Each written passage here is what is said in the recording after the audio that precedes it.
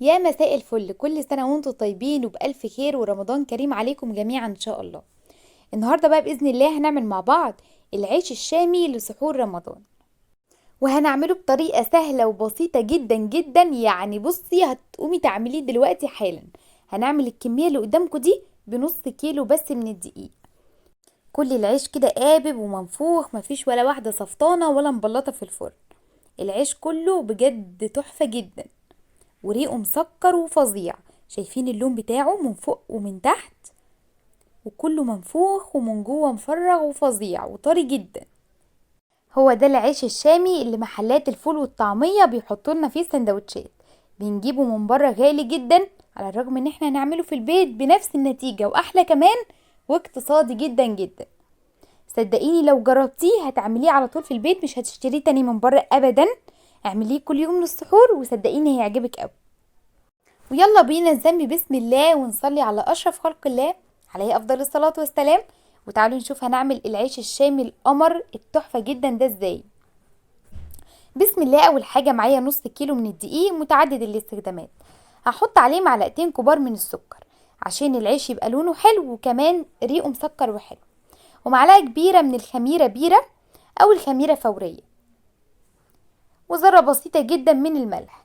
نقلب المواد الجافة كويس قوي مع بعض، وهعجن العجينة دي كويس بحليب.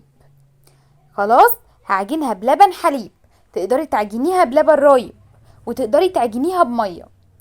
خلاص عندك لبن اشتغلي بيه، ما عندكيش لبن اشتغلي بمية. المهم العجينة دي تتعجن كويس جدا، مش اقل يا جماعة من 10 دقايق. عندك عجان اشتغلي بيه. يلا بقى تعجني العجينة كويس قوي لحد ما وشها يبقى ناعم كده، واضيف المادة السايلة شوية بشوية واعجن العجينة. يلا ربنا يديك الصحة. ايوه نعجن بقى العجينة كويس قوي، ننزلها كده على الرخامة واديله عجن كويس قوي. وايا كان نوع الدقيق اللي انتي هتشتغلي بيه، حتى لو عرقه مش قوي العجن كويس هيخلي العجينة عرق ومطة جميلة جدا. نعجن العجينة كويس قوي لحد ما توصل معانا بالشكل اللي انتوا هتشوفوه دلوقتي ده. وشها يبقى ناعم ملساء كده، والعجينة تبقى طرية طرية بس ماسكة نفسها، مش طرية سايلة او سايحة كده. هحط بقى عليها معلقة واحدة بس من الزيت، معلقة واحدة بس، بلاش نكتر زيت عشان ما تقلبش معايا قرص. اول ما تضيفي الزيت كده هتلاقي العجينة بتقطع معاكي ومش مظبوطة. كملي عجني فيها، هتلاقيها لمت وبقت في منتهى الجمال. معلقة الزيت مهمة بس ما نكترش عن معلقة. وكمان يا جماعة طريقة تخمير العجينة مهمة جدا، نركز في الخطوات اللي جاية. كده انا خلاص عجنت العجينة كويس. هجيب الطبق اللي انا بدأت اعجن فيه واحط العجينة، وعلى وشها مسحة زيت بسيطة واغطيها بفوطة واسيبها لمدة نص ساعة بس يتضاعف حجمها. نص ساعة بس ما نكترش عن كده عشان ريحة العيش ما يبقاش خميرة. وبعدين انزل التخمير وانزل بقى العجينة على الرخامة، وابدأ بقى ان انا اكورها كور متوسطة. كور متوسطة يا جماعة مش كبيرة. الحجم ده مناسب جدا، احنا عملنا من نص كيلو دقيق 12 رغيف. الكور متوسطة قد البيضة مرة ونص كده ولا حاجة.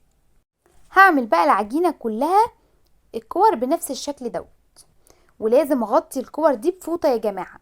انا معايا هنا ملاية تكون نظيفة، حتة قماشة كده تكون نظيفة، ورشها رشة بسيطة من الدقيق عشان احط عليها العيش. تمام. وبعدين ارش رشه خفيفه كده من الدقيق على الرخامه، وابدا ان انا اجيب اول كوره كورتها وابدا ان انا افردها بالنشابه. السمك بتاعها بيكون سمك متوسط، لا بتبقى رفيعه قوي عامله زي الرقاق مثلا او تخينه قوي زي القرص. لا السمك بتاعها بيكون وسط مايل للرفيع. تمام. افردها الاول بايديا وبالنشابه كده، وابدا ان انا افرد العجينه واشيلها احطها على القماشه النظيفه اللي انا بحط عليها العجين. ولازم القماشه دي برضو ارشها رشه خفيفه من الدقيق مش كتير، عشان وش العيش كده يبقى طالع لونه حلو وبيلمع كده.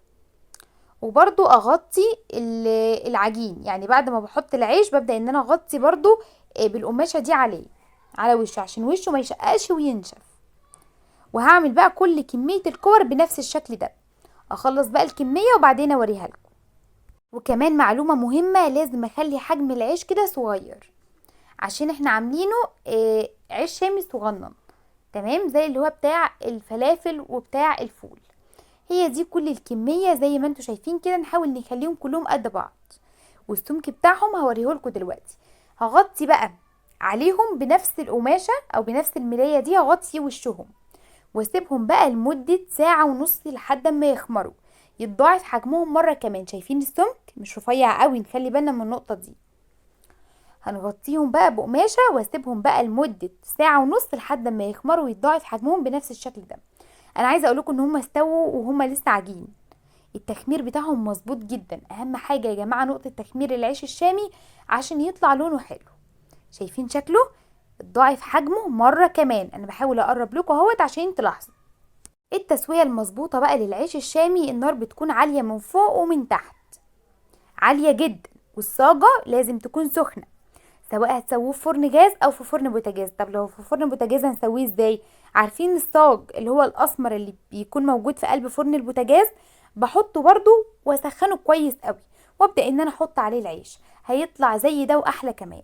انا عايزه اقول لكم انا بحب اطلعه باللون ده، ما بحبش اطلعه لونه فاتح، علشان بحس ان اللون الفاتح دوت بيبرول بسرعه، لكن اللون ده جميل قوي وبيفضل محتفظ بقوامه فتره طويله.